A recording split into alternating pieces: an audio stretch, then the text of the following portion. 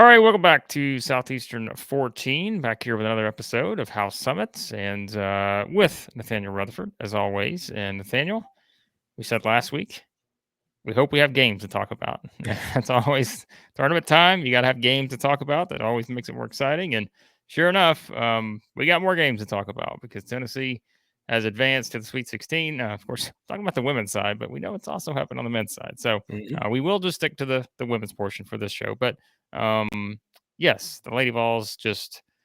I told you before we started recording is that I don't think they could have played much better than they did in the first two games. They beat St. Louis 95-50, a 45-point win there.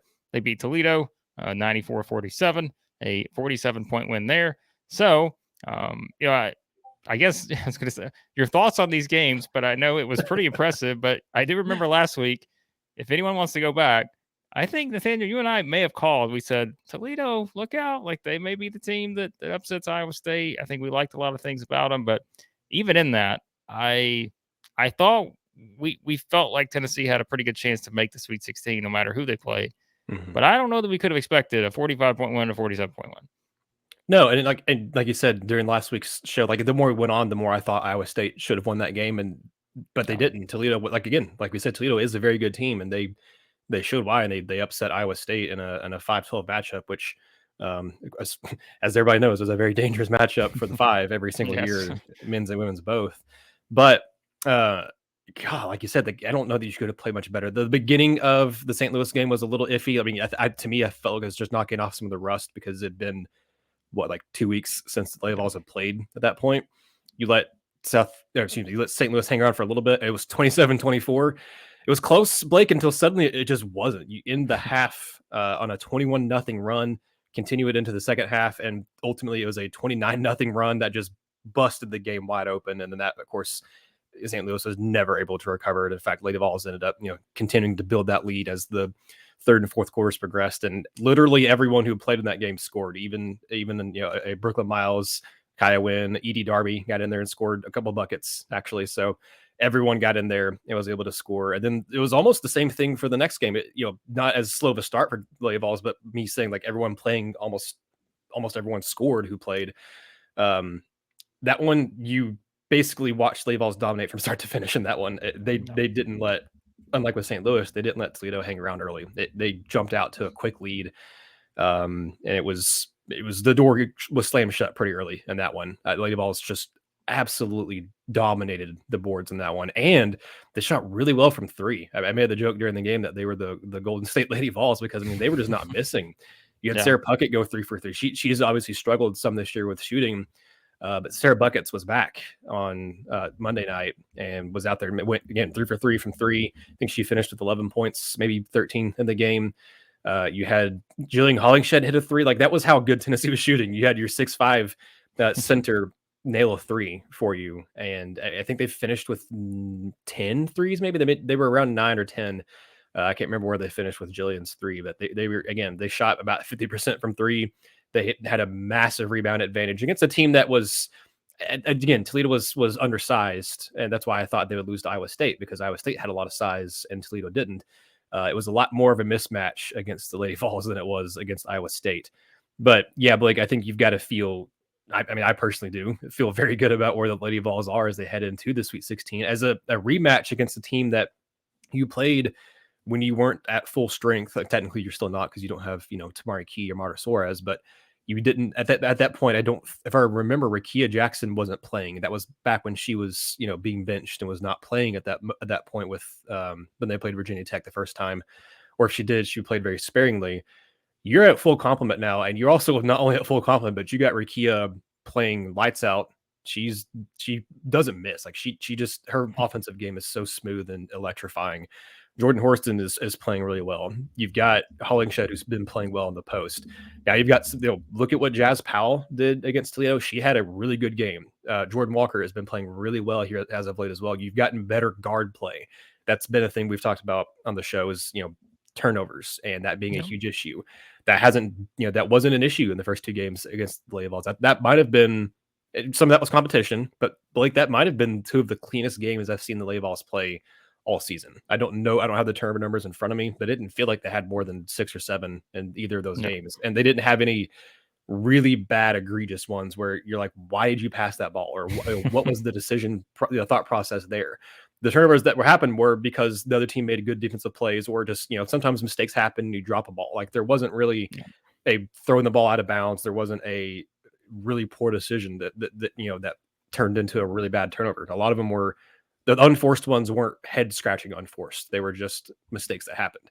So that's, to me, the most encouraging thing is the turnovers were not an issue in either of these games. The guard play looks like it's stepped up and has gotten as good as kind of your post and wing players have been for most of the season. Like we could be at a point right now where they literally are peaking at the right time. And I mean, we've talked about it before. Look at the SEC tournament. They played exceptionally well in that tournament. Fought tooth and nail to beat a determined and scrappy Kentucky team, beat a really good LSU team, and then hung all right with the number one team in the country for about 2.5, 3 quarters, and then, as South Carolina is wont to do, just wore you down and won. But this team's been playing a lot better over the last month than they were the previous 3 months, and they're playing a lot better as a team than they were when they last played Virginia Tech. Of course, Virginia Tech also a very different team what they were, back when these first two teams played. But I am very intrigued by, we'll get to more of that in a second. We'll probably talk a little bit more recap and stuff, but I'm still very intrigued by the Virginia Tech matchup. But yeah, I mean, when you win your first 2 rounds by a combined almost 100 points, and you're not a 1 seed, like you're not a 1 or 2, you're even a 3, you're a 4 seed, and you go out there, and I know, granted, you played you played a 13 and a 12, but still, like, blowing them out by almost scoring 100 points in both of them. It looked like vintage 90s and early 2000s Lady Vols, Blake. It looked like a team that had the size, had the defense, had the tenacity to go out and just pummel inferior opponents. And that's exactly what they did in their first 2 games of the NCAA tournament. Yep. I think, there's something to not just winning close games, but taking care of business the way they took care of business. Like that can be a sign of a team that's locked in. And I think we see that, in all sports, but especially men's and women's tournament. I think sometimes we see these teams just go out and take care of business early. And, you can tell they're at a different level leading into, as the tournament goes on. And I think that's what you saw in these first 2 games. And like you said, just I think to dominate the way they did, it's, as we see in many instances, like when the upsets happen, it's because you let a team hang around, and they didn't let anybody hang around. Like that was, I thought, they kept pushing and pushing and pushing. And I think, again, there's something to that. So yeah, I mean, a pretty impressive performance. Like you said, they really just excel in a lot of areas. We've always talked about just kind of the rebounding numbers and, the teams that are able just to kind of dominate the boards and defend the way that, the other 2 teams didn't make shots. Well, that's a recipe to winning basketball games, is don't let the other team score. And, I think you just look at what they did, but also just to put up the points they did. Obviously made 11 threes in that game against Toledo. But, yeah, just I don't know what else we say. Like that was just a very impressive 2-game stretch there leading into the Sweet 16. Yeah, I mean, like I said, like you said, I don't know how much more we can say. I just think it to me, the crowd. Also, I want to give a shout out to the crowds there, because I was at both those games. I was there Saturday and I was there Monday for both the games, and the crowds were great. I would love to have seen maybe a little bit more, but again, with especially the tip off time on Monday, like it being a 6 o'clock on a Monday like evening, that was a good crowd. Like, and they were lively. Like it was a loud, happy crowd, very happy crowd from start to finish on that one. But I do want to give kudos to the crowd for people showing up and supporting the team the way they did, because this team, they obviously deserve that support. They deserved it anyway, regardless of outcome. But I do want to give a shout out to the fans for that. But I think in closing about the first couple games, Blake, is, I mean, it's easy to kind of look back and say, yeah, well, those are inferior teams and take kind of the wins for granted. But I mean, as both the women's and men's brackets are showing, like, don't take wins in We've March seen for 16 granted. seeds, 15 Exactly. seeds. Like, we've seen it all. Yeah. That's a men's side. Women's side too. Look, Yes. last night there was a couple other upsets on Monday night that happened. You had Colorado beat Duke. You had Indiana go down. You've had 2 1 seeds. Stanford and Indiana both have lost, before the Sweet 16. That's the first time since the first time since 98, actually, that's happened, which who won it that year for the women's tournament. But yeah, Ole Miss, like you said, SEC, like, give them a lot of credit. I said it on Twitter. It's like, it's almost like the SEC is actually better than a lot of the experts have wanted to say this year. Ole Miss is going to, man, I would hate to be playing Ole Miss in this tournament. I Listen, mean, remember obviously we talked Stanford. about that. Yeah. They gave South Carolina trouble in that game, and we kind of said, obviously this is unusual for South Carolina, but we said if you kind of look at the way Ole Miss has been trending, it's not that shocking to see, maybe there's something there. And I know it didn't work out in the SEC tournament, but yeah, the league, these teams are pretty good. So Yeah, that's they I sure mean, are. come on, like teams are pretty good. Let's not Mhm. get too carried away. So no, I'm with you. I think it's fun to look at the bracket, and yeah, as we said, it's kind of interesting how it's kind of set up now. Ole Miss, of course, advanced. They'll play Louisville. In that part, Colorado and Iowa are there in that part of the region, of course. We know South Carolina's still in there. They'll play UCLA. LSU's still in. They'll play Utah. And what has opened up a bit for, I guess, LSU in that part of the bracket Mhm. because Miami knocked out Indiana. So, and then of course Tennessee, it's Tennessee, Virginia Tech, and then I've got UConn, Ohio State. So, all right, Virginia Tech, first time around, as you said, looked at kind of going back to that game that was on December the 4th. Mhm. So that's basically forever ago at this point. And as you talked about, things are a little bit different at that point. Virginia Tech got off to a good start. They were up 10 at the end of the first quarter. And then you just kind of saw how that game played out. Like you tell you, it's just they were in a different, I mean, Tennessee was 4-5 after this game. And remember, we talked about how tough the schedule was that they played. And I think you look at where they were at that point and now where they are now. I mean, knowing that, Rakia Jackson doesn't play in that game. And you just think about how different a game can play out when that happens. Like it's just Yeah. a different game. And so, yeah, you mentioned it. Jordan Orson had 26 points in that one. Yeah, Tamari Key had 26 and 11. She had a great yeah, game. she was pretty much everything in that game. I mean, she, scored 26 of their 56 points and she grabbed a ton of rebounds, like you said, 11 rebounds in comparison to everyone else. And so I think it's hard to necessarily take a lot away from that game to apply it to this one because both teams are in such a different place. If you look at where Virginia Tech is now, I mean, they have not lost since that game against Duke, which was all the way back. I want to say that Been a was end while. of January. Yeah, it was January 26th. So it's been a while since Mhm. Virginia Tech's lost a game.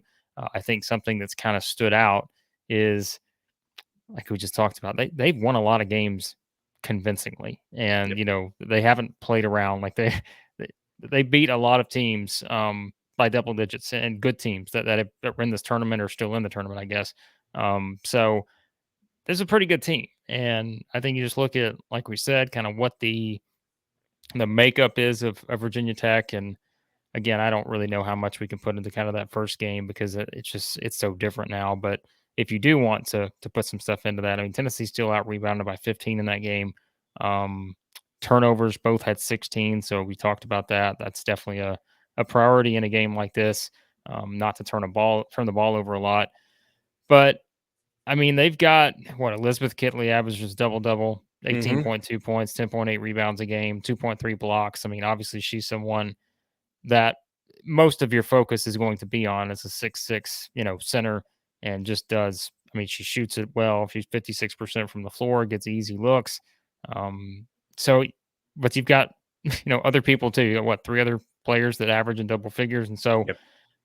it's a team that is going to, I think, rely heavily, obviously, on the first five, but they do, you know, I just think that, look, this is one of those teams that, as we see in March, sometimes you ride with the players that got you there. And Virginia Tech's been doing that. And I mean, this is, I always say, right? They're a one seed for a reason. Like they didn't just luck into being a one seed. So it Right. does present some challenges for Tennessee.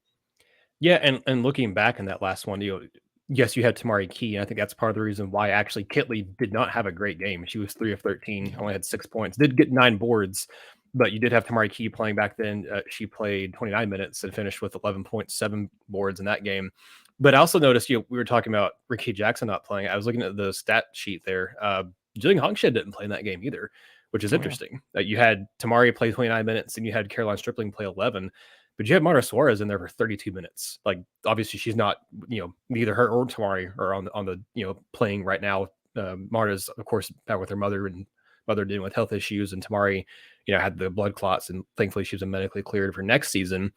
But this is going to be just a totally different kind of team because you didn't have Rickea Jackson play last time. Jillian Hongshed didn't play last time either. You don't have Marta Suarez and Tamari Key available. Like, it's going to be just a very different makeup of this Lady Vols team compared to what they were in December when they played. You also, as a team, went 2 of 14 from 3. Like, I don't know that the way the team is playing right now, that'll happen again. Tess Darby was 0 of 3 from 3. Like, she's been a sharpshooter. I don't know that she's going to go over 3 in a game again for the remainder of the season, of however long Lady Vols go. Like, I just feel like, with the way Horston played so lights out in that game, imagine having Rickea Jackson there with Rickea Jackson the way she is now. Fully bought in, locked and loaded, and being the effective, dynamic player that she is. This team, it's going to be a very, very fun game. I think it's going to be close, and there's a lot to worry about because, like I said last time, Kitley, the star player for Virginia, wasn't the one that beat you. It was Kayana Traylor and Georgia Amore and Kayla King that really were the ones that got it going for the Hokies. And also, you look at Deja Gregg, who had a couple threes, but really it was because the Hokies were able to hit threes. They couldn't get a whole lot going in the paint. They finished 9 of 32 from 3, which wasn't a great percentage, but that's still, 18 points more than that, 27 points from 3. Like, that was about half their production on offense came from 3. And obviously you make 9, Lady Vols made 2. Like, that's where the biggest difference was. Because you mentioned Lady Vols, the reason they stayed in it was because they got a lot of second chance opportunities. They got to the free throw line a little bit more than Virginia Tech did. That was the reason they were able to hang with it, because the turnover numbers were pretty even. I mean, the game itself was pretty even, 59-56. Yeah. But it was Jordan Horston. It was Tennessee's ability to get second chance opportunities, because they nabbed 16 offensive boards in that game compared to just 9 for Tech. So it was a lot of, being able to get putbacks, being able to get a second chance, maybe even a third chance, and some opportunities. This year, or this next game, is going to be different because you don't have a Tamari Key in there down the paint to battle with a Kitley, to battle with a Sewell out there either. And also, looking back at the stats, I don't recall exactly, when the fouls happened, but you did get Sewell and Kayla King both kind of in foul trouble. They both finished the game with 4 fouls. I want to say at least one of them had a couple fouls early in that game too, if I remember right. So that's, again, maybe another reason why they were able to hang in there the way they were, is because you got a couple of their key players in foul trouble. So that's another thing to watch for. If you can do that again, get some players in foul trouble early for the Hokies and see where that can take you. But I just think, again, the Lady Vols guard play is a lot better than it was this time when they played in December. Because Jordan Walker, she got in foul trouble in that game. She had 4 fouls, finished with 0 points, 0 assists, and 1 turnover. Jazz Powell had 30 minutes, and it was 9 points, but only on 3 of 9 shooting, had 6 assists, but also 4 turnovers in that game. So, like, I think Tennessee's guard play is just playing a lot better to complement the wings and posts. Like, I just think it's going to be a very different game. I don't expect it to be a game that stays in the 60s like it did this last time. I think we'll see the game get into, maybe close into the 70s this time. But like, the difference is going to be what we've talked about for weeks now for Lady Vols, is rebounding and getting to the free throw line, because that's where they've been able to, when they've played more evenly matched teams, when they've won. Because obviously, you can't take a whole lot away from the first 2 rounds, because those were inferior opponents. I mean, give them credit for making it to the NCAA tournament, and Toledo for getting the first round upset, but they were inferior opponents compared to the Lady Vols talent and roster. This Virginia Tech team is not. This Virginia Tech team is pretty even with you. Again, like you said, there's a reason they're a 1 seed. They've done a phenomenal job this season. Only lost 4 times all year. So the way the Lady Vols have competed with and beaten teams that are more on their level have been when they've been crashing the boards and getting to the free throw line more than their opponent. So that's where it's gonna be different. And again, not having turnovers, they had 16 turnovers in this game. Yes, they forced 14 for Virginia Tech, but still 16 is too much, too many. So yeah, that's where it's going to be. And Virginia Tech doesn't typically turn the ball over a lot. I think they're averaging 13.3 per season this season, which is like bottom of the country. Like, they don't turn the ball over. They have a really good assist to turnover ratio this year. So it's going to be, it's going to be a fun one, I think. And it'll be one that I think the Lady Vol fans are going to be nervous about from start to finish. If I maybe not, maybe hopefully Lady Vols are able to go out and win comfortably, but I just don't see that happening. I mean, this is a team that Virginia Tech is just really good on offense. They're in the top, looking at the stats here on Sports Reference, which I'm glad they do women's basketball now. They're in the top 35 in both 2-point and 3-point shooting percentage, and they're the 24th team in the country in field goal percentage, just period. So they shoot the ball really well. Again, they struggled against Tennessee last time because Tennessee's defense was really good, but I think the defense, I just think it's going to be a game that's going to be in the 70s, and it's going to be a game that the Lady Vols are going to have to dominate the boards and really try to get Virginia Tech into some foul trouble, and maybe get in their heads a little bit. I don't know. It's going to be tough because it's not like Virginia Tech's a soft team either. So we did see the men's team take down a ACC power, so maybe the Lady Vols can do the same thing. Well, I mean, look, to further what you talked about, like getting to the free throw line, I think is important because just to illustrate the point of what Virginia Tech's rotation looks like.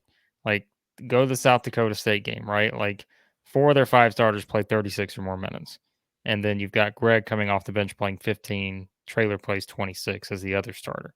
If you actually look at the minutes played this season, okay, so keep this in mind. Tennessee has one player that has played 940 minutes or more this season, and that's Rakia Jackson, who's played 947. Yeah, I'm surprised. I was going to guess Jordan Horston. So she's okay. So Horston has played 906, Walker 903. So just keep that in mind in comparison to this number. So Virginia Tech has had 5 players that have played 940 or more minutes. They have basically 4 players who have played 1,000 or more minutes.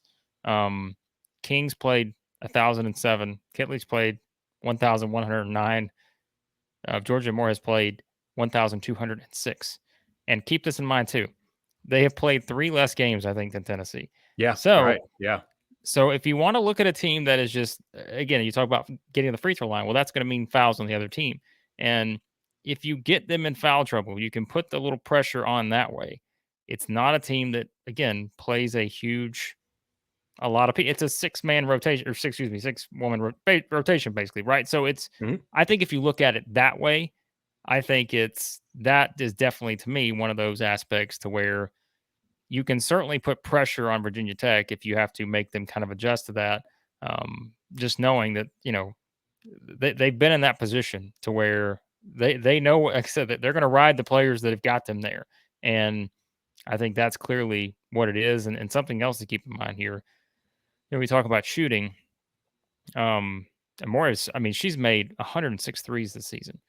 She shoots about 35% from 3. She's taken 299 3-pointers. So, I mean, that can be the great separator in games in March, is someone just gets hot from 3. And so you look at it from that standpoint too. Those are a couple things I kind of circle here as we wrap up and sort of looking at the matchup. But like, I just think, again, it's Tennessee obviously has more depth, I think it's safe to say. And if you can use that in this kind of game, really kind of put the pressure on Virginia Tech, get anybody in foul trouble, quite frankly, you're changing how they play a little bit. So I think that's something to look at. So, yeah, Jillian's going to be huge in this one because she's really the only one that matches up with Kitley effectively. It's Kitley 6'6", Jillian's about 6'5" or so, something like that. That's your matchup right there for her. How she's able to do what Tamari did, that's going to be interesting to see, because that's obviously 2 very different styles of play between Tamari and Jillian. But Jillian's not afraid to get physical. I'll be curious to see if Jasmine Franklin, how much she plays in this game, because she's not the tallest, but she's not afraid to get physical. That's for sure. She will go out there and play almost like for the men's, like a Urosh type style. Not quite as not quite as I guess you could say. There's a word for it. Yeah, whatever word you want to use. She's not quite that style of play, but she's not afraid to be physical at all. So I'll be really interested to see the post matchup there for Kitley. But really, like you just were talking about, like, my biggest concern is there are 2 guards. It's Amore and Traylor, because Amore is really good from 3. She averages about 9 attempts from 3 per game. Like, that's a lot for one player to shoot. Nine threes per game attempted. And then Kayla King averages about almost 6 attempts for 3, and she's making 37%. It's like those 2 are the ones that worry me. And those 2 are ones that were 2 of the higher scoring ones against the Lady Vols last time. Those who matches up with them is going to be interesting because I think Test Darby's defense has gotten better as the season's gone along, but I do worry about, with setting screens and switching, how effective is she going to be at that? How much, does Jordan Horston guard one of them? Because Amor is the point guard. She's 5'6". Like that's going to be a Jordan Walker, Jazz Powell responsibility. Like that's who she, they're going to be on her. For Kayla King, is that do you put someone like Jordan Horston on her? Do you put, I just think, to me, it's curious. That's going to be kind of telling to me of who do you put there, because Taylor Sewell is about 6 foot. That's probably Rakia Jackson for that matchup, if I had to say. And then, bringing off the bench, like Carolina Stripling off there as well. Like it's the matchups in this one will be very intriguing because, like you said, if you can get one or two in foul trouble, they have Deja Gregg, and then, I mean, that's it. Like they don't have anyone else. Ashley Wusu, of course, got hurt and has not played. I think she got hurt, but she has not played, in a while. So like you don't have anyone else besides Greg that really plays like meaningful minutes this season. So I mean, you might have to throw out you might have to throw out someone like a I don't know, like a Taylor Gaiman maybe. I don't think Charlie's done. I don't think she's available or hasn't played in a long time. Like they don't play beyond the 6 players they have, or the 5 starters, and then Deja Gregg, who comes off the bench as the 6th one. Like you said, they've played a ton of minutes. They have 3 players over 1,000 minutes, and then one who's very close to also being 1,000 minutes. Whereas, like you were talking about, Lady Vols, I just rattled off a bunch of players who start and come off the bench as key role players. Like you have off the bench, sometimes sometimes Jillian, I guess, is off the bench, but she's kind of a pseudo starter. Caroline Stripling, pseudo starter bench. But you have Sarah Puckett, you have Jazz Powell. You can bring in Kaya Wynn if you need her off the bench as well. Like you have players off the bench who play like a lot of minutes for the Lady Vols that are very good players too. So that's where you're going to win, is again rebounding, perimeter defense, and getting free throw line. But also the fact that you said you can throw more bodies out there, more talented bodies, not just for the sake of having players out there, but throw more talented bodies out there than what Virginia Tech likes to do. So I haven't had a chance to look at the makeup of their 4 losses, Blake, but it's, again, we were talking before we hit record here about the men's side. It's hard to really get like a makeup for how to beat a team when they haven't lost a whole lot. So I don't know if there's like a correlation between their losses or not. But like I would imagine, again, the way the Lady Vols played last time, the makeup's going to be similar to that game of getting a lot of second chance opportunities and playing physical and getting some of these Virginia Tech players in foul trouble. Yeah. Well, and I was going to say too, and the flip side of that is, yes, it can be a detriment if a team tries to get you in foul trouble, but it's also a huge positive knowing that they've played that many minutes together, and especially when you get in these kind of tight games, in a win or go home scenario, like there's a confidence there, I think, for a team that has that many people who have played that many minutes together. So, and not to say Tennessee is not, but it is one where I think, like I said, Virginia Tech's just locked in on who's going to play, and they've played a ton of minutes together. So I think that's certainly something to look at. I'm trying to answer your question to the common denominator in their 4 losses. I'm looking, and they have been out rebounded in 3 of their 4 losses, and the other one finished with a tie in rebounding. And in 3 of the 4 losses, they've shot pretty poor from 3. The only one where they shot well from 3 and lost was actually against Duke, the last loss on January 26th. But it's funny because they scored 55 points, but they shot 44% from 3, but they only attempted 16 threes. Like they just didn't get a whole lot of shots off in that game. They only attempted 49 field goals total in that game. Wow, that must have been a slugfest of a game.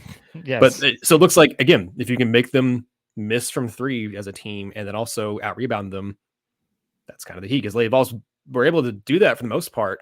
But again, they just didn't have the pieces at that point to win that game. Yep. No, it should be interesting. I think this is a fascinating matchup, and like I said earlier, Virginia Tech's the number 1 seed for a reason, and they've earned the spot to be considered the favorite in this game because I think of the success they've had this season. But you also cannot ignore how good Tennessee looked in the first 2 games. Those 2 teams are not Virginia Tech, but I also, like I mentioned, there is something to how you beat a team sometimes, and I think the fact is Tennessee gained even more confidence in how they won the 2 games against St. Louis and Toledo. So I think it sets up for a fascinating matchup, and it will be interesting to see how it unfolds. And so that game's going to take place on Saturday at was it? I think it's 6:30 Eastern. Nathaniel, I'm pretty sure Think it so. is. And so, how about this? So we will see how it works out. But I think if Tennessee wins that game, we need to do kind of a preview episode for either UConn or Ohio State. Oh, if it's UConn, we're 100% doing a We're preview episode. 100% doing it. I'm telling you right now, I will 100% be doing a preview episode with you if Yes. it's UConn. All right.